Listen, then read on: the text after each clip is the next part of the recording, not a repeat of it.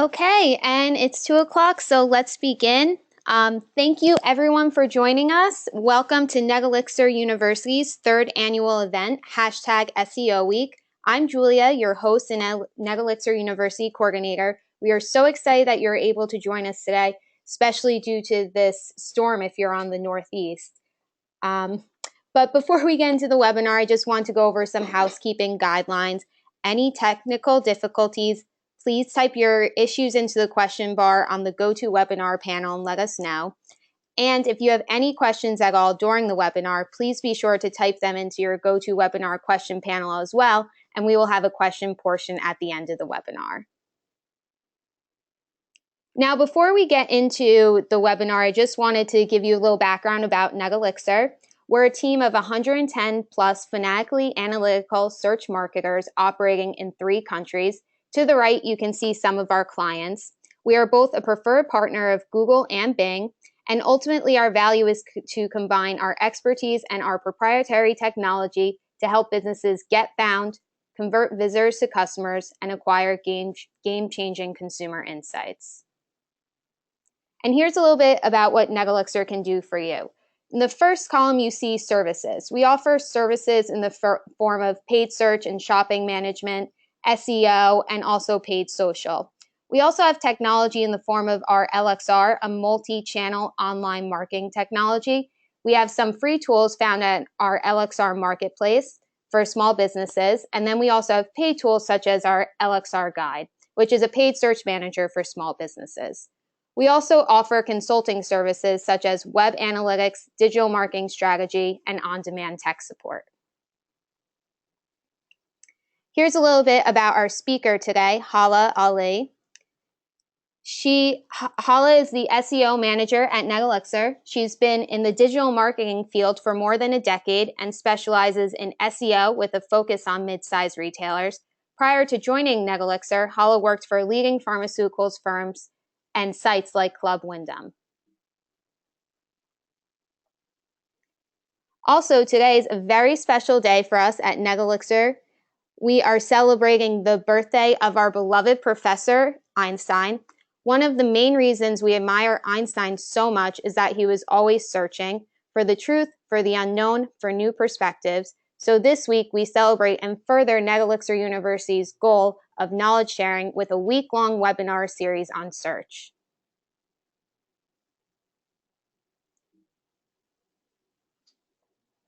Here's a little what you can expect during our #SEO Week long event. We'll have 4 interactive sessions at 2 p.m. Eastern Time every day.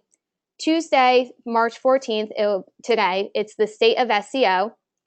The 15th, we'll be adopting a MobileFirst SEO philosophy, and Thursday will be the role of user experience and web development in SEO, and Friday will be building a winning SEO strategy.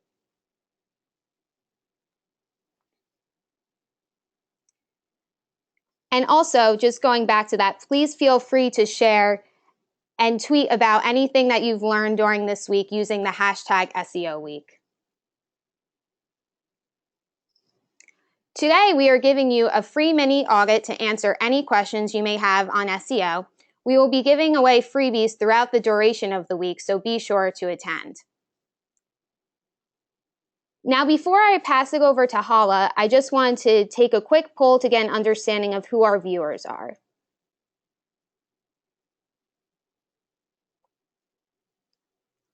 So I'll give you guys about 2 minutes to answer this.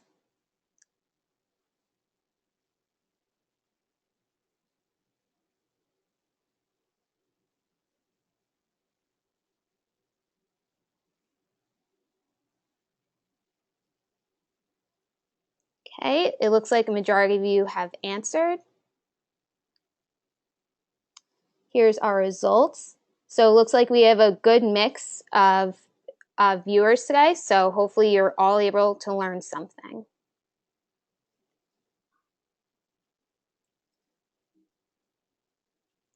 And with that, I'll pass it over to Hala.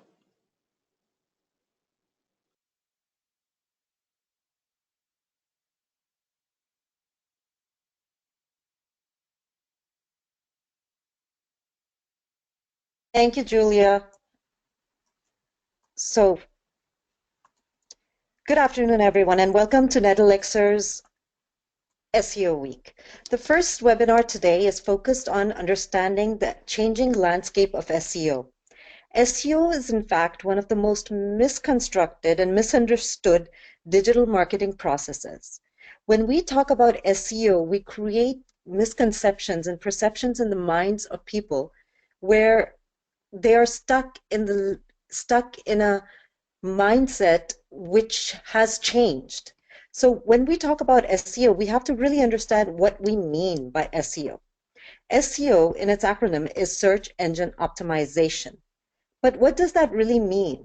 SEO creates different images for different people. So for SEO at Netelixir, it means giving the searcher the right value proposition. If you focus on your assumptions about your consumer and what they're searching for, you will not always satisfy that consumer need. For example, as a retailer, you may focus on certain keywords that you think searchers or consumers are looking for. However, that really limits your SEO strategy. When you focus on keywords, you're limiting the consumer needs. The right value proposition actually satisfies the consumer's need. But when you focus on an approach which is keyword focused, you limit what you are able to give your consumer. In 2017, the reality of SEO has really changed. You may ask, how has the reality of SEO changed? SEO is today one ecosystem. The reality of SEO can be explained by a metaphor from Lewis Carroll's Through the Looking Glass. If you have read the book or even watched the movie, you will remember a scene where Alice keeps running a race against the Red Queen and yet gets nowhere. This is called the Red Queen hypothesis. Lee Van Valen explained this Red Queen hypothesis in 1973, and yet it fits the SEO landscape in 2017. The hypothesis presents that competing organisms must continually adapt to the changing ecosystem in order to survive. Today, the reality of SEO can be explained through the Red Queen hypothesis. The Red Queen hypothesis we can analogize to say that the algorithm updates and indexing have led to a changing web ecosystem. Retailers are Alice. They're standing in one place, and they keep making changes, but they can't keep up. 2 years ago, we saw Google as a monopoly. Everyone adapted to the Google algorithms. Today, Google has to compete with social media search optimization in the form of platforms like Facebook. Even marketplaces like Amazon have become competitors. People are searching more in Amazon and Facebook than ever before. So social media can today be seen as the primitive competitor to web search, and it plays an essential role in the purchase decision for consumers. So if we as retailers, as digital marketers, fail to understand that marketplace, if we fail to understand the changing market system, and we do not update our SEO strategies to suit that specific ecosystem, we will in fact fail. And then we have another component, the mobile technologies. The SEO landscape in 2017 is a complex ecosystem that embraces multiple platforms and technologies. If we do not focus on the right value proposition for consumers, and we keep on focusing on keywords as our understanding of SEO, we will in fact continue to see a specific decline in our strategies. The top algorithm updates in SEO in 2016 could be counted up to 200. That's correct. We may talk about one or two, but there were more than 200 core algorithm updates that were made by Google in 2016 alone. The most important of which we have listed out, but still understand that while we focus on 3 or 4 algorithm updates, Google continuously changes its system. Some of the core algorithm updates can be listed out as Penguin. The first phase of Penguin 4.0 was launched around September 22nd and 23rd in 2016. It was a rollout of the gentler Penguin algorithm, which devalued backlinks instead of penalizing sites. So what Penguin 4.0 really does, is that it's a real-time algorithm which checks the authenticity of your backlinks. It checks the natural link profile you have.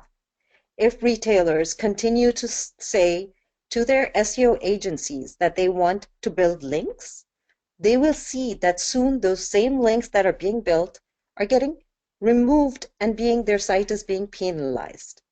Then we saw in September 1st, 2016, the POSSUM update, where local SEO became important. PAC results were shown. So people in different regions saw different results. This, of course, impacted the organic results that were shown. In February 23rd, 2016, we saw the Adworks Shakeup. This was maybe one of the most important algorithm changes Google made. Again, as Google starts competing with social media, Amazon, and other different forms of search markets, it has to make changes where it can survive. This adds the pay value. So as it rolled out the 4 ad blocks, it pushed organic results down, making keywords even more competitive.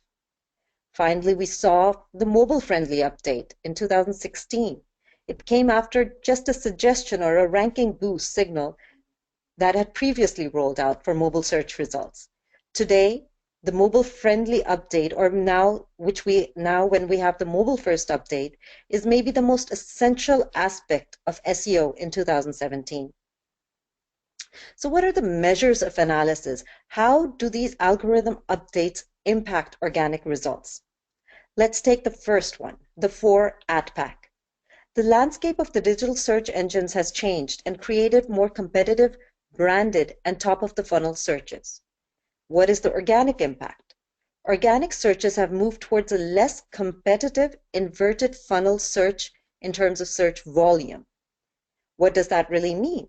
It means if you keep focusing on the most competitive keywords that drive the search volume to your website, you are losing out on the right value proposition for your consumer. The ad pack that has come up on top is taking 50% of searches or clicks. So if we really want to have a proper organic impact, SEO has to change. The second is the mobile-friendly or the mobile-first algorithm push.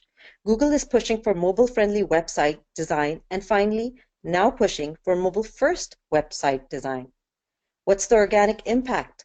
The takeaway is you have to redesign your website for the mobile and then the desktop. And organically, you have to push for semantic content. The Penguin update, again, is one of the most essential aspects of SEO change. Spam and toxic link checks by the algorithms have become granular and are in real time.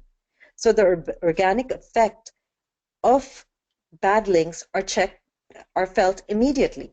So in order to make sure you do not have a negative impact on your ranking, you should be doing a backlink audit once or twice a month. Going into more detail, the 4th ad pack algorithm impact on SEO results. One of the major impacts of this ad pack in Google SERP results is that organic results are pushed to the second fold. When you open your mobile device, you see only ads. When you roll down even a little further, you will start seeing the organic results. This 4 ad pack has really changed the SEO landscape. SEO agencies have to change their strategies. Retailers have to understand the value of PPC and the value of SEO to succeed in 2017. When we consider the ad pack and mobile-friendly analysis, we have to understand how is the data impacting organic search results. First of all, in order to succeed in SEO, you need first page placement for the best click-through rate. That means in the past, you thought if you were ranked in the first 10, you would get great results. Today, you have to rank in the top 3 organic search results. and only then will you get a good click-through rate. E-commerce firms today are competing with the bigger players in the industry and even marketplaces like Amazon.com. Search results are becoming more and more strategic. Right value proposition is what SEO has to follow. If we follow only keyword searches, if we only focus on keyword strategies, we are losing out on the correct CTR, and our analytics will show that the decline has started to take place in our own businesses. So what is the organic path forward? How do we succeed in SEO? Today, the only way to be successful in SEO is to focus on the long tail queries. These may be less competitive, but they have a higher CTR. For example, if you are in the lighting industry and you have products that are all focused on the keyword lighting, you may drive thousands of people to your website. However, you will be driving those thousands of people to bounce back as well. Once those people bounce back, Google suggests in its algorithm that maybe you're not the best website to be ranked, and you start falling in the search results. Furthermore, when you type in lighting, you get this left panel view. You get people looking at ads more than search results. So your SEO strategy becomes less effective. However, if we focus on lighting products as a long-tail derivative of lighting, we see better results in SEO. What happens when we use lighting products? We see this right-hand panel in our search results. We see that organic results have been pushed up because the term lighting products is not as competitive. That means you can get be ranked in the top 5 results and get a much better CTR for less money. PPC campaigns should be focused on the head keywords or the more competitive keywords, while organic search has to start focusing on the right value proposition, where when organic search results come up, your audience or your consumers should get exactly what they want. Moving forward, as we move forward from the 4-ad pack and we understand that we have to focus on long-tail keywords, we now move towards the Penguin update. What was the SEO impact of the Penguin update? Google's purpose of creating that algorithm update was to focus on creating a form of ranking that helped the user and create quality associations between digital businesses. So Google launched the Penguin update initially in April 2012 and forced thousands of businesses to go out of business. Small businesses were completely bankrupt because within a day or two, they fell from #1 ranking to being sandboxed in search results. Why did that happen? Because at that point, the Google algorithm was really, really primitive. Today, it's based on artificial intelligence. It's constantly being updated. It has become completely focused on the user.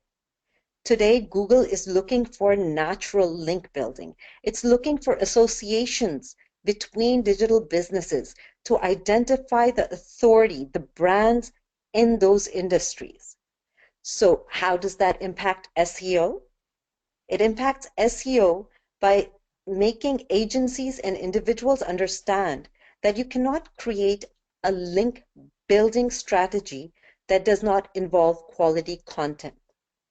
In order to have an effective SEO strategy today, you must focus on content that is created in various formats. You should have images, you should have blogs, you should have videos, you should be marketing them in different places.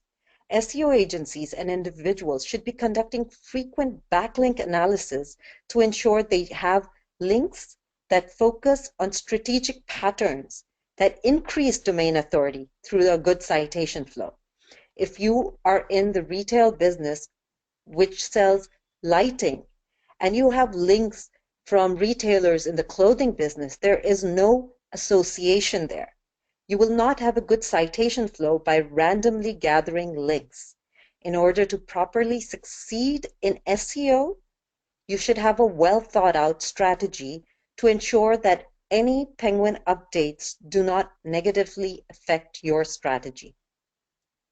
So now we look at the algorithm updates of 2017. End of 2016, we saw the MobileFirst rollout.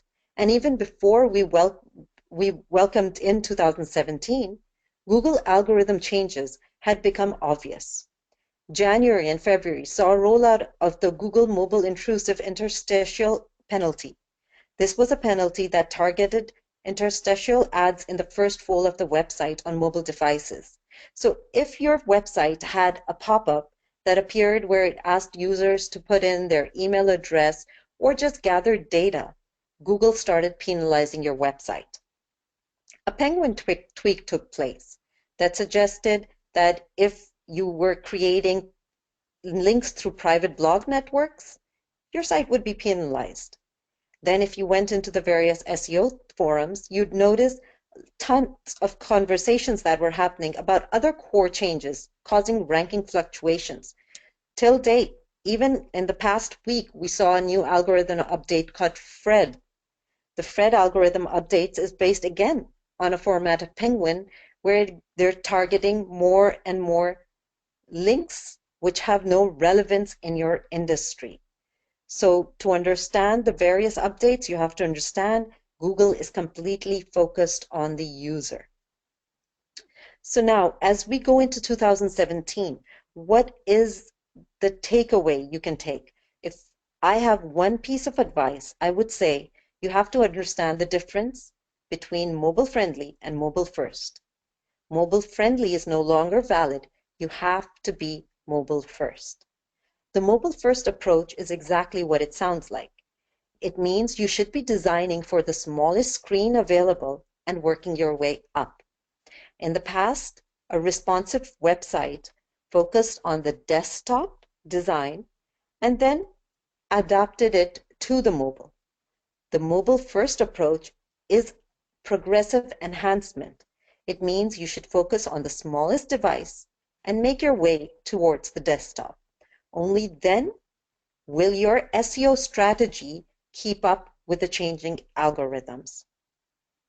So what are the technical implications of a mobile-first SEO? What does the website design have to do with SEO, you may ask? So the facets of a good mobile-first web design is, first of all, making it responsive. However, starting the design from the mobile device. Number two, you make use of the knowledge graph. That means you should ensure that the user experience is really good. Then you make sure that whatever data is presented in the web design follows the right funnel path. Number three, you should have optimized schema data. Again, mobile searches are focused, SEO has to be focused on mobile first through schema data. That means micro-tagging is essential. In the past, we talked about meta tags for inserting keywords. Today, you insert those keywords in schema data. This is not in front of the user, rather it is in the HTML of the page so that the spiders crawling the website can understand it. Fourth of all, we have faster load time. Speed and performance are the cornerstone of an effective mobile-first website design. You must ensure that your website loads within 2 to 3 seconds. It cannot be emphasized enough how important that one factor is. To ensure a fast loading time, you must make sure images are optimized. No matter how many images are present on the website, each should be optimized to the best and compressed as much as possible. Last, we have semantic content optimization. That means you're optimizing your content in a conversational style that the Google core algorithm RankBrain can understand. This again comes into SEO. In the past, we'd only talked about metadata. Today, these are all facets of SEO. So how do you create the mobile-first experience? First of all, you have to have a comprehensive SEO strategy. If you are going to succeed in a mobile-first ecosystem, you must make sure you know how SEO has changed. Second, you conduct a digital competitive analysis. You have to understand how far your industry has gone in adapting the mobile first. Also know that every single retailer in your industry is competing against you. They will be trying to implement the mobile first experience as well. Whoever gets there first gets that competitive edge. So how do you get that competitive edge? By understanding how far your industry has gone in terms of digital marketing. Once you know what your competition is, you perform a user experience audit on your website. You cannot create a mobile-first experience without knowing the right value proposition for your consumers. You have to know how they're interacting on your website so that you can implement that data on the new design. For that, you need to know your data. You need to know your analytics. You have to look into insights, and you have to use PPC to complement SEO. Again, as we suggested, the head competitive keywords should be used in the PPC, and the LSI keywords or the long tail keywords should be complemented through the SEO strategy. So how do you utilize these insights? You've gotten your industry analysis, you know how you're going to move forward in SEO. First, you redesign your website for mobile first. Then you ensure a safe SEO migration to the new website design. Third, you create a wholesome content strategy, which integrates, of course, RankBrain and the semantic data. Finally, you give some love to social media. Actually, you have to give a lot of love to social media. Social media is the stepchild of digital marketing. However, any good SEO agency will let you know that without relevant content and brand marketing through social media, the SEO strategy can only go so far. So what is today the landscape of SEO? Clients always come to us and they ask us, how do we improve SEO in 2017? Our answer, that is the Net Elixir answer, is forget SEO. Just focus on the user. We understand SEO as the right value proposition. Understand your consumer. Conduct that data analysis. Understand the pain points in your funnel. Do what is necessary to get in the mind of your consumer. If you know your consumer, your SEO strategy will always be successful. So does that mean no more metadata and keyword stuffing? Well, yes and no. There is no more keyword stuffing. When you're creating metadata, which is a very important aspect of SEO, you must know the proper keywords, you must know the synonyms, you must know what is the language being used in your industry. However, you cannot keyword stuff. You're making the experience for the user optimal. And to have that optimal experience, you must ensure that you create a brand voice and no keyword stuffing when you're creating that brand voice. So what are another question we're asked is, our organic search results are down. Did we do our job? Well, the fact is, as you've understood, the changing landscape of digital marketing has changed the landscape of SEO. What we as an SEO agency are struggling with is, number one, that Google is giving precedence to the big brands. The big brands are doing exactly what the algorithms want. The SEO landscape has changed. 55% of searches for shopping online now begin with Amazon.com. Google first position results across industries are now dominated by Amazon.com. So how do mid-sized retailers compete with that? Well, they have to do what the big brands are doing. They have to create a brand voice. They have to create a strategy that does not focus on keywords. Rather, it focuses on their own brand, their own unique selling perspective, and their own voice. Once they focus on their voice, and the right value proposition, they will be able to compete in the new SEO landscape. Another challenge we're facing is that while the landscape has changed, the marketing budgets have not. A robust digital strategy is needed where e-commerce retailers have bigger budgets. You have to focus your PPC on the competitive terms, and the CTR on that keeps going up and up. Organic search is now focused on long tail keywords where you get less volume but better CTR. And further, you have to create good social media strategies which are focused on the content you're creating as well. This means you should have a proper social media strategy, a proper content strategy, a proper PPC strategy, and a SEO strategy. And all these should be working in cohesion. However, without a proper marketing budget, this will all fall apart. And while the algorithms change, you will not be able to keep up with the algorithms. So what is our biggest challenge? Your search results are down. Did we do our job? Yes, we did. But the perception and expectation value has remained the same. While the landscape has changed, the perception of SEO remains the same as it was in 2012, and the expectations remain the same.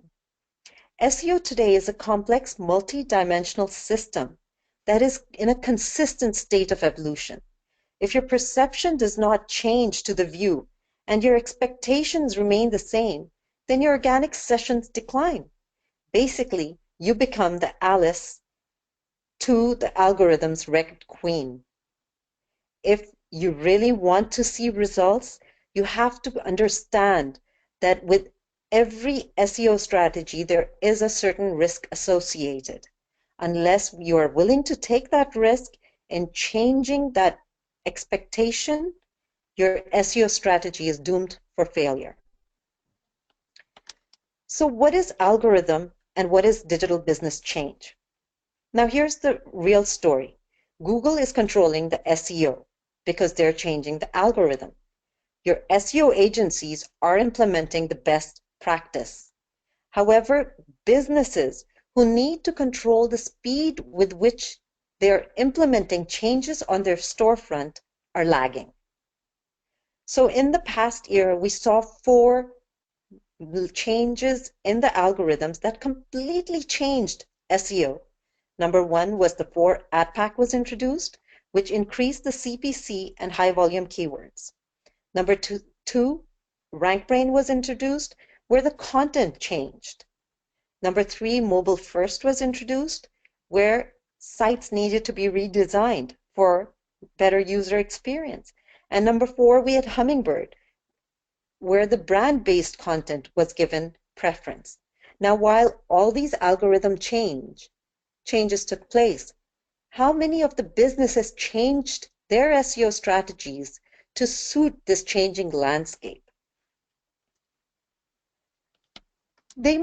A lot of clients come to us and then they say, when we recommend changes in their SEO strategy, they say, well, Google's always making changes. How do we keep up? Well, if you want to have a successful SEO strategy, you have to find a way. Second of all, they ask us, how fast? Google keeps making changes. Does it have an impact on our performance?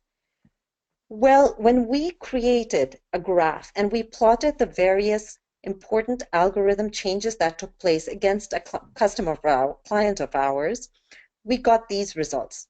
So if you see this graph and you really look at it, you understand that starting April 2015, we saw certain algorithm updates. There were structural algorithm updates that took place. The Panda update took place, the Penguin update took place, and so forth. And with every update, we started seeing a certain decline in the traffic. Now over here, was the SEO working? Yes, the SEO was working. Were strategies being adapted? Yes, they were being adapted. However, were the businesses keeping up? Were the retail stores in the digital business keeping up with the algorithm updates? Not quite. While initially they made content changes and they made some structural changes, when we hit end of 2015, we see the steady decline of traffic. January 2016, with the mobile-friendly update, we see the steady decline across the industries. The algorithm impact is there, and it's only going to get worse if the retailers don't follow up in changing their digital landscape. They must make their sites mobile first.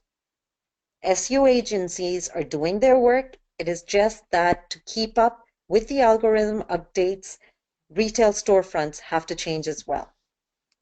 So here's a question for our audience. It's a poll that we would like to conduct, and we'd like to ask you, how many of our viewers are going to have a mobile-friendly website in the next 6 months?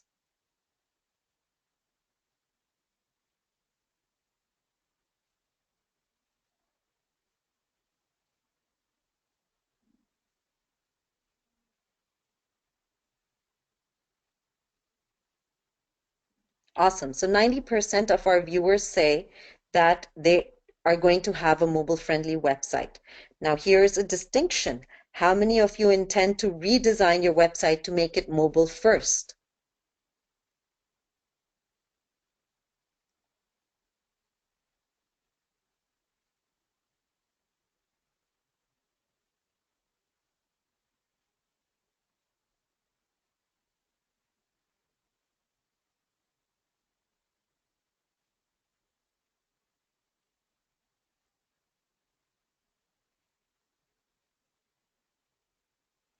Now we see that the numbers have definitely declined. Now, if retailers do not change their website to be reflected for mobile first in the next 6 months, or even sooner, I would say within the next quarter, they will see a steady decline in organic traffic. They might do better in PPC, but for search results, they will definitely see that decline. So as we move towards understanding mobile-first landscape, what are the 5 factors that will lead you towards SEO success? The first, again, I will reiterate and say, redesign your website to be mobile first. Number 2, get a UX audit done. Google is going more and more for user experience. Understand your user. Understand how they interact with your website. Do not make assumptions. To be successful, you should know exactly what the right value proposition is. Number 3, alter your content for RankBrain. Semantic content is essential for success. Number 4, add structured data to your website. Meta tags were definitely 2015. Today in 2017, think micro tagging. Number 5, and the most important, analytics. Big data is where you will understand how successful your strategy is. If you don't know how effective your SEO strategy is, you cannot alter it for best results. So when we talk about the mobile-first design, we do not mean mobile only. We mean your website should be responsive and it should work on multiple devices. A mobile-first design will map the ideal customer path for multiple devices. The best way to do it is look at your analytics, understand what device the majority of your consumers are using. If they're on the iPhone or Apple devices, adapt the mobile-first design for the Apple devices. If most of your traffic is coming from Samsung, adapt it likewise. Create that ideal customer path after you understand who your audience is. Audience research is critical. Make sure you know the ideal funnel path. Do the UX audit, understand the pain points, fix them, and then create the mobile-first experience. Again, understand users and adapt semantic content on the website to make it the ideal mobile-first design. How do you conduct a UX audit? And why do you need it? You have actually only 3 seconds or less to capture the attention of your audience. Your website needs to understand more than your brand. It needs to reflect more than that. It needs to understand the customer journey or path. Even beyond the design, the navigation, and architecture, you must understand the business impact of your website. So what does that mean? It means your UX audit should not only help increase sales and leads, it should continually improve your user experience. It should allow information to be accessed faster and within 2 to 3 clicks, and so it should create a faster funnel path to sales. In the end, this will all lead to brand satisfaction, allowing the SEO strategy to be effective. Whenever we conduct audits for our clients, we see the changing demographics. Today, the demographic category 45 plus clicks more on the PPC ads, while the demographic category 22 to 45 clicks more organic search results. So are you adapting your SEO strategy and your website design to reflect those demographics? If you're not creating the most effective user experience. So those are the sort of perspectives you should have in your mind to create that effective SEO strategy. RankBrain, semantic content. Again, while the SEO landscape currently is mobile, the future of SEO is in voice search. Artificial learning methods in SEO are the only way to improve in SERPs and SEO. RankBrain today automatically learns and makes connections from your content, your backlinks, and your media presence online. It's actually a combination of panda, penguin, and pigeon. So merely focusing on keywords no longer works. You can tell your SEO agency, I want to rank for these 10 keywords. You rank for those 10 keywords, and that's really limiting your audience. You're not focusing on the right value proposition when you make your agency focus on keywords. In order to be effective in SEO in the long run, in 2017 and beyond, you need to make connections within your content. That means you need to create a content strategy. You then have to make that content connect to the other businesses in the industry through your social media strategy. Once you've created your social media strategy, you can work on creating your brand authority. And that is how your SEO and your PPC strategies will become effective. If you focus on SEO standalone, PPC standalone, social media separately, you will not create success in the future. You will create success for only the current short-term period. So when we talk about structured data, what do we mean? Since Google is focusing on artificial intelligence and websites today need structured data added to their HTML. Structured data is also known as microdata and is an offset of metadata, creating the skeleton of the website in the back end. So while we add metadata in the header, we add structured data or microdata throughout the website. Google's Gary Ilse recently stated his predictions for search in 2017. He said, well, I guess you can guess that we're going to focus more and more on machine learning, and you can expect more launches around that. Structured data, again, this is getting picked up more and more by the leads. So that would be another thing. Again, Google is always very opaque in their opinions. But when they say there are going to be more launches around that, that means more algorithms are going to be picking up machine learning. Structured data then becomes the core of an SEO strategy moving forward. How do you make use of analytics? Recently in Net Elixir, we onboarded an analytics personnel in our team. The reason being, we saw that the evolution of SEO in the past year has opened a completely new landscape where data has become imperative for success. Data has always been a frustrating aspect of SEO. How do we create the connections and outcomes? Where does the ROI in SEO come from? So for us, because it is such a complex landscape, we decided to pay attention to the Google Trends, the referral traffic, the bounce rate, and page views. Then we went in even deeper. We decided that industry benchmarks are important. The landing page and the keyword segmentations are important. Where is the funnel path? Where are the exit and entry points? Where are the pain points we can outline for our clients? And how can we map the customer journey for organic search? All these become imperative in understanding when you open your data. And data has now become the core of any SEO strategy. So if you're confused, if you have questions, Do let us know. With this, we end our webinar, and we're now ready to take questions. Hala, I'm just going to jump right back in. We Sure. had a couple of people ask, can we get copies of the slides? Yes, you'll receive an email with the copies of the slides and also the recording. We also had a question. What do you mean, Hala, when you by pack results with Possum? Was one of the questions. Local ad results. So if you search, for example, a keyword for let's say lighting, which is a head key term, you will notice right underneath the ads, you see the Google Maps, and then you see 3 or 4 results that are localized to your IP. Those are the local pack results. So according to Google now tracks your IP and gives you search results within your area, which are considered the local pack results. Great.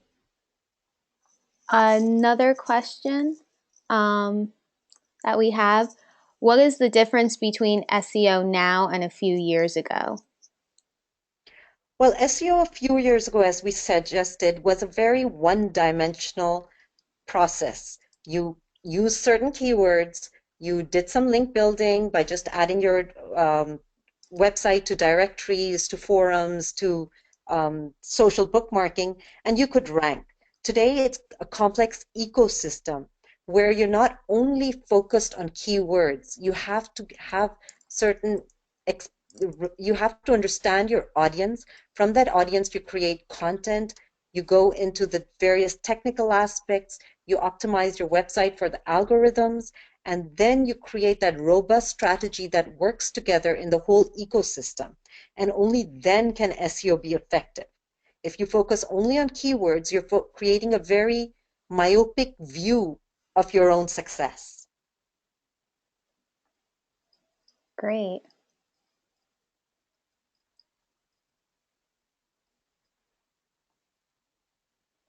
Another question, why does it take longer to see results for SEO?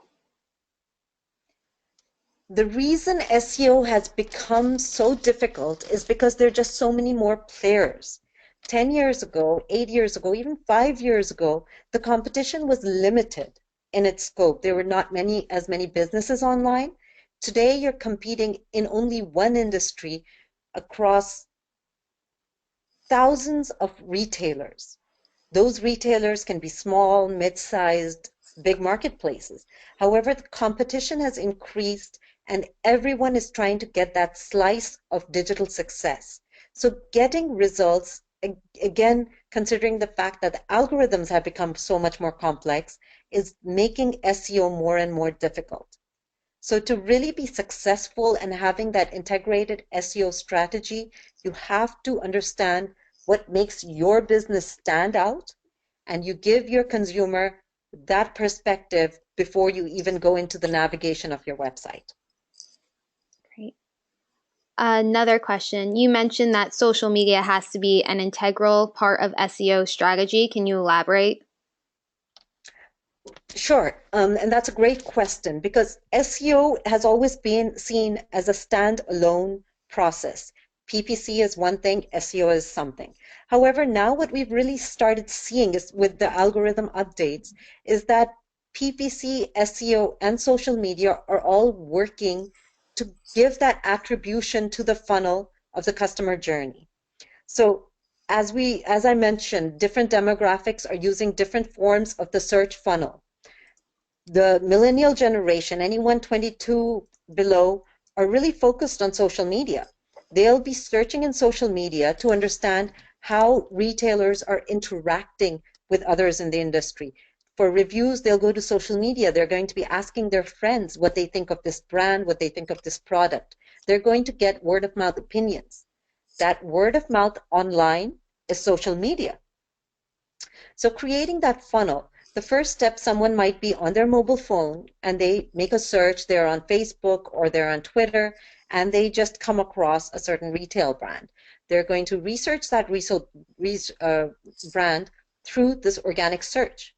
They're going to search on it, Then they're going to go somewhere else on the third step and maybe click on a PPC, on an organic display ad, and get another result. So the whole customer journey has become so much more complex. And if someone is searching for a certain brand on social media and they don't find it, you're losing the confidence of that consumer. Consumers today believe that if you're not on social media, you can't be a big brand, which is why you always see quality brands. Anyone who has specific advantage, they have a certain brand voice that they take advantage of. There will always be on social media. The thing to understand is that attribution does not necessarily mean a sale.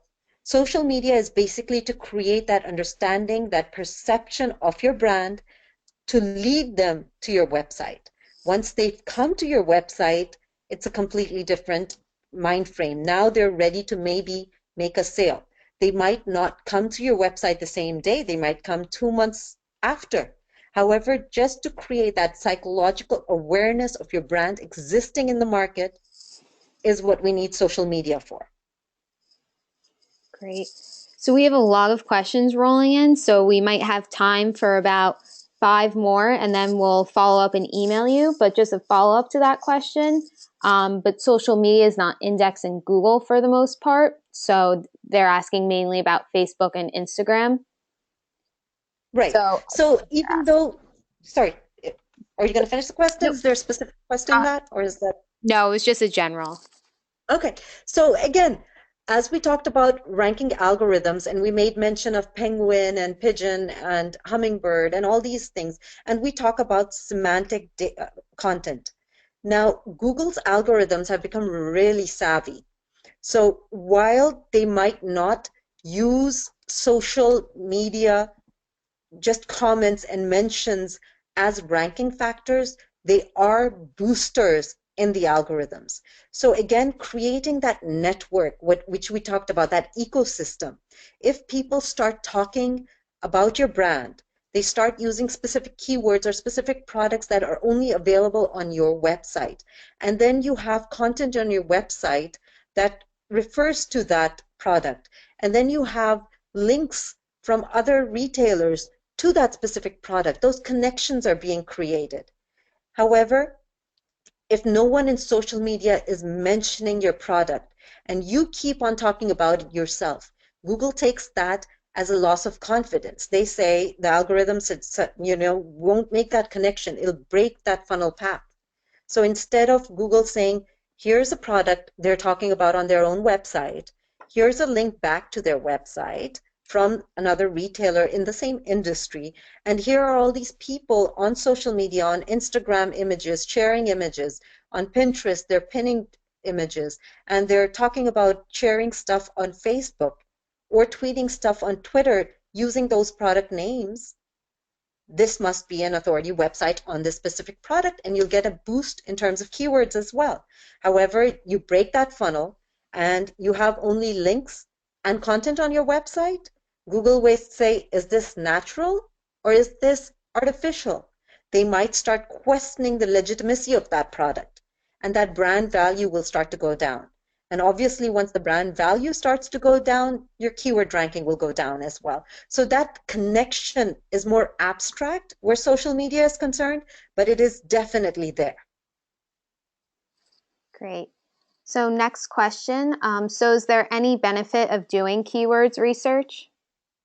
Oh, absolutely. The benefit of doing keyword research is understanding, again, your consumer. So while you do your keyword research and you try to find out the keywords that are bringing people to your website, then you do some competitive research and you find what keywords your competitors are focusing on.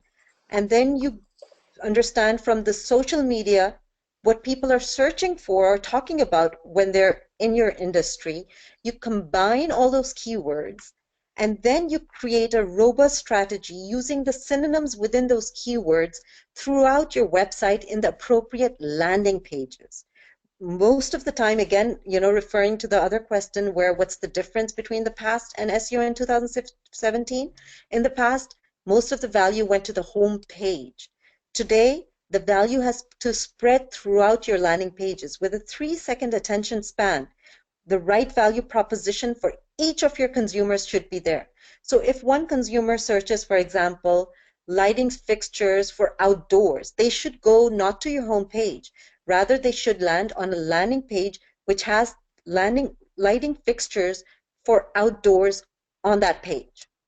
That is where the right value proposition comes from. However, if you're randomly updating your website, you're randomly adding keywords without looking at where the value is coming from for your audience, you will not be able to create that robust SEO strategy, and you won't be able to give that granular result to your website.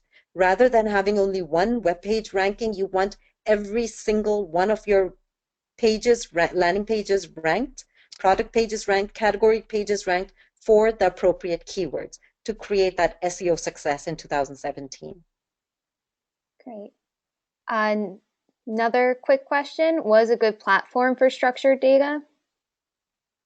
There are currently not many specific platforms that will offer it to you. Magento does offer some form of schema tagging. There are other custom, but most of the time a custom schema strategy is better, where you have your developers create schema tags specifically for your own website. There are also different softwares available where you can integrate web APIs, where you can put them into your platforms. But currently the sophistication of schema tagging is still very manual. Great. Okay, so we have time for 2 more questions. First one, is it possible for static institutional websites to succeed without blogging or constantly creating fresh content? It really depends on the industry. However, regardless of what industry you're in, blogging, I would say, is very specific to certain retailers. A lot of times, for example, if you're in the lighting industry and you're targeting contractors, they're not really going to be reading content. However, to take advantage again of fresh content, you could be creating videos. You could be creating infographics. Some form of content has to take place that signals the search engines and that signals the spiders that you're providing value to your consumer. If you don't add anything to your website for 2 years, Google's not going to crawl your website as frequently. The more frequently you add content in any form, it can be graphic, it can be visual, it can be audio, podcast, whatever it is, it has to have continual updates to be effective. Great. And then are coding and usability optimizations getting more important for SEO instead of just using keywords and link building? Absolutely. We always suggest to our clients, don't do any active link building. Create that robust content strategy and social media strategy where people naturally backlink to you. Once in a while, in a very competitive industry, you might need to have some form of blogger outreach as a form of your own business strategy. But in most circumstances, if you really focus on giving your users value-added content, whatever form it may take, whether it's very visual or it's very text-based, depending on your industry, you can choose what is effective. But unless you focus on your user and not the keyword, you cannot have a sustainable business strategy. Great. And then final question, does Netelixir put in place these strategies for their clients? We are a very custom-based agency. So for a lot of our clients who have their own social media strategies in place, we do work with the teams to fine-tune those strategies as per our own SEO strategies that we're implementing. However, it's mostly a case-to-case basis. If you require strategies, we create those strategies for you. If you require content, we create content for you. However, if you have your own teams in place, we supplement those teams with our knowledge. Great. Okay, so I think that's all we have time for questions today, but remember, if you have any more questions, please feel free to email us at university@netelixir.com. Also, please be sure to come to our next 3 SEO week, #SEO week events. We're going to be offering a lot more information and knowledge sharing, so please be sure to come. Thanks so much, Hala, for your great presentation today. Thank you. And that's all for today. Thanks, guys. Thank you.